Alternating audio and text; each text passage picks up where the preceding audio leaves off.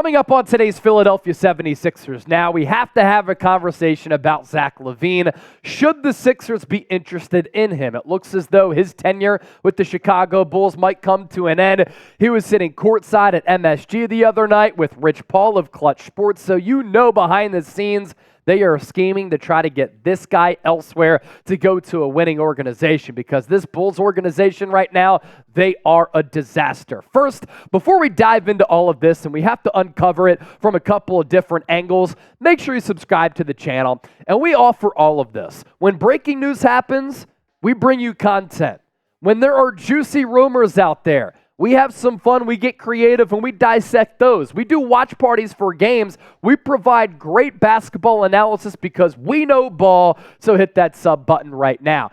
And a shout out to some of our recent subscribers here. That includes Black Sports Magazine, Mystery Gaming, Mr. GC15, RC Vlogs, and Ghost Shadow Squad. You're who we call real ones. So let's start here with Shams Charania. He said this on November 14th, on Tuesday officially, that NBA teams are probing the availability of Bulls two-time All-Star guard Zach LaVine, and there is increased openness from both sides about exploring a trade.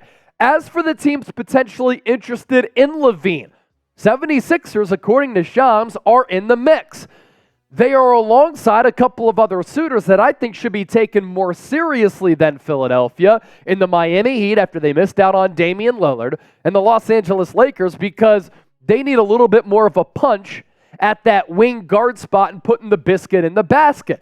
And putting the biscuit in the basket is something that Zach LaVine does very well. Although this year the numbers are down a little bit. I saw a report that LaVine never got over the fact that Billy Donovan, who most likely is a fraud, benched him a couple of years ago. And this year, in 35 minutes per night, LaVine is averaging about 22 points per game, less than 5 rebounds, 3 assists. He's only shooting shy of 41% from the field and a paltry 31% from three-point range. There are a lot of reasons for his struggles. That Bulls team doesn't have any type of cohesiveness, and I think that Zach LaVine is just growing tired of the consistent losing. He's probably looking around that locker room wondering, we have this talent, why doesn't it translate into wins? And it's a tough start to the Bulls as of this recording on Wednesday night, 4-7 for Chicago. And you look at LaVine's numbers in the previous 4 years, and I'm not lying when I say the numbers are dipping down a little bit as far as production goes, because normally, and I understand it's early, he's sitting between 37 and 39, 40% from three-point range. In 2020, 2021, he had probably the best season of his career when he was knocking down shots all over the deck, 27 points per, 4.9 assists, 51% shooting from the field and almost 42% from three. I think the real Zach LaVine, as Marshall Mathers would say, could the real Zach LaVine please stand up? I think he's a 20, 25 points per game guy, but why I don't really like his fit on Philadelphia, he doesn't do much outside of scoring the basketball. There is absolutely no doubt that he's a professional scorer. When he catches fire and he's in the microwave, he's a really fun player to watch. But sometimes he goes through these inconsistent stretches, and he doesn't really fit the profile of a player that the 76ers are looking for. Doesn't play defense 1 and is a very expensive player number 2. I think the Sixers right now want to have some of these contracts that they can move. Flexible contracts, as they talk about in the business, and Zach LaVine does not fit that mold. This year, $40 million. In 2024-2025, it goes up to $43. Following year, almost $46 million. In 2026-2027, final year of his deal, player option there, $48.9 million. He'll be older then. At that point, is the offensive game still the same? And if it's not, and he doesn't play any defense at all, that is a little bit of an issue. So with that, we pop up our poll question for today's show. Should the Sixers trade for Zach LaVine? Let's hear from you. If you're fired up about this, either side of the spectrum, let us know what you're thinking. T for trade or P for pass. More thoughts to get to here in just a moment, but first, 76ers Now is sponsored by Prize Picks. Get a $100 deposit match at prizepicks.com/CLNS. This is the largest independently run daily fantasy sports app in North America. And most importantly, it is daily fantasy sports made easy. The game that producer Chip and I love to watch. You pick 2+ players, you choose more or less on their projected stat lines, and you can win up to 25 times your money. How to play? You can combine your NBA and NFL picks, and you choose more or less on their projected stats. You can risk having to get all 3 of them correct.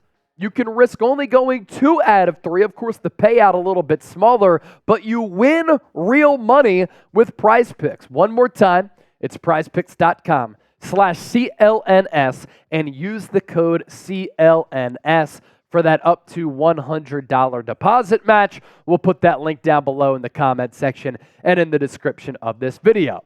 So I imagine a lot of you kind of feel where I'm going with this whole Zach LaVine conversation. I think the 76ers should stay far away from Zach LaVine. And 5 reasons why I don't want him kind of intruding upon what we've seen to be a very special start for Philadelphia.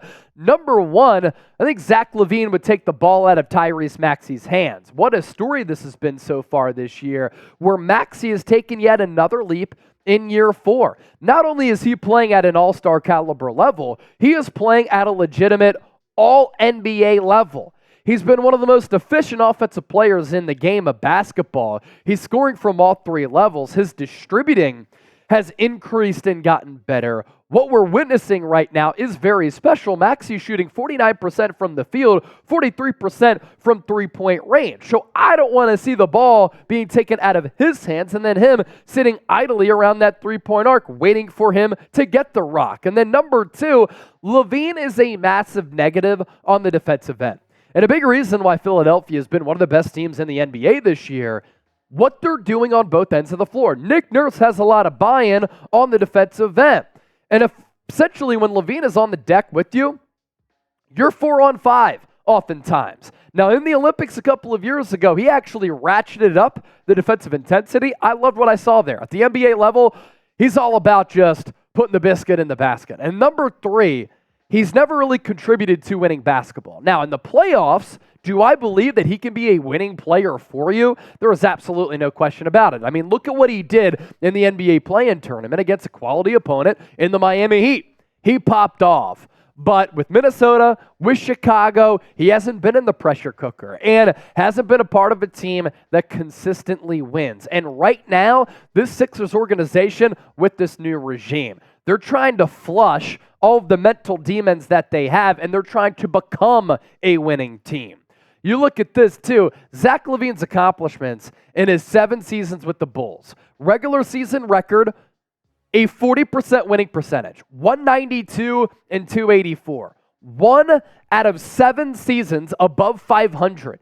He only has 1 playoff appearance to his name.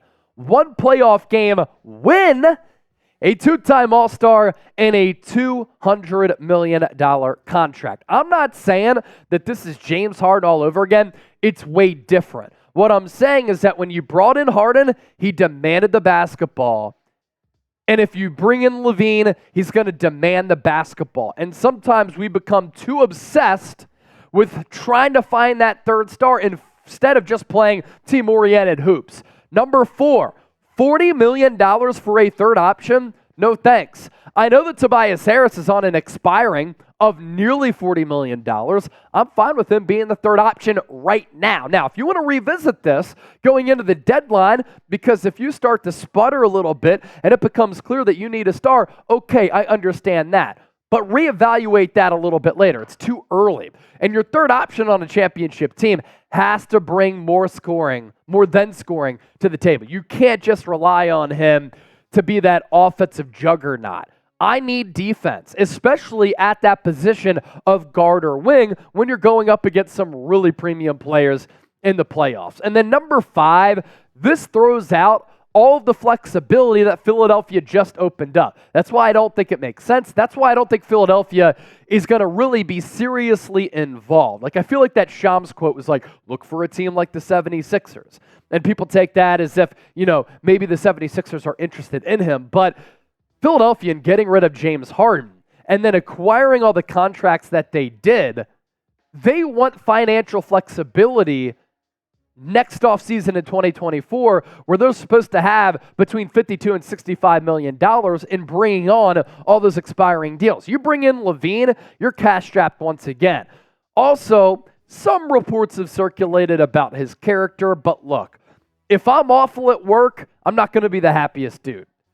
If an athlete is unhappy with all of the losing, their body language is probably going to suffer because of that, and people are going to look at them moping around and make something out of it that probably they shouldn't.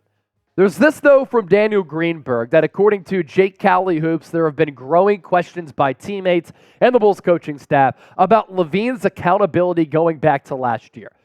And that's an issue. There's also this one from the same guy and Daniel Greenberg, that Chicago Bulls guard Zach LaVine has never gotten over Billy Donovan benching him late in the loss against the Orlando Magic on November 18th of 2022.